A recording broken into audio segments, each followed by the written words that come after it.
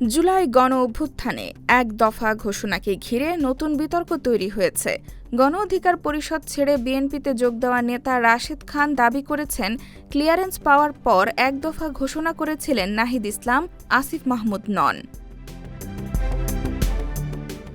শুক্রবার ১৭ জুলাই নিজের ফেসবুক পোস্টে তিনি বলেন, মাহফুজ আলম সাম্প্রতিক বক্তব্যে অসহযোগ আন্দোলনের খসড়া তৈরিতে সাদিক কায়েমের ভূমিকার কথা উল্লেখ করেছেন।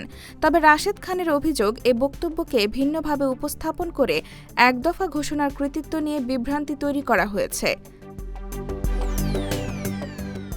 তিনি আরও দাবি করেন, অসহযোগ আন্দোলনের কর্মসূচির দিক নির্দেশনা পাঠ করেছিলেন আসিফ মাহমুদ, আর এক দফা ঘোষণা করেছিলেন নাহিদ ইসলাম। একই সঙ্গে মাহফুজ আলমের সাম্প্রতিক অবস্থান নিয়ে প্রশ্ন তোলেন রাশেদ খান। অভিযোগ করেন, তিনি এখন শিবিরের ভূমিকা স্বীকার করলেও আগে তা করেননি। রাশেদ খানের এই বক্তব্য সামাজিক মাধ্যমে নতুন আলোচনা ও রাজনৈতিক বিতর্কের জন্ম দিয়েছে। সংশ্লিষ্টদের পক্ষ থেকে এ বিষয়ে আনুষ্ঠানিক প্রতিক্রিয়া এখনো পাওয়া যায়নি। সাপ্তাহিক বাংলা গ্যাজেট নিউজ ডেস্ক।